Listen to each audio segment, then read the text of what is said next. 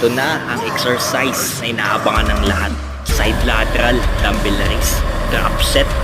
16 kg times 7. Then magpuproceed ako sa 14 times 7 din. Then 12 times 7 and 11.5 times 7. Sa bawat shoulder workout, ito ang inuuna ko para fresh pa ang shoulder. Sa side lateral, ayos lang gumamit ng kahit counting momentum. As long as yung workout mo, high intensity training. Ang good na rep range dito sa side lateral ay 6 to 10 reps. Ito na yung unang drop set, 14 kg times 7. Pag hindi pa naman na-stimulate ng growth niyan ay 4 na drop set na ang ginawa ko.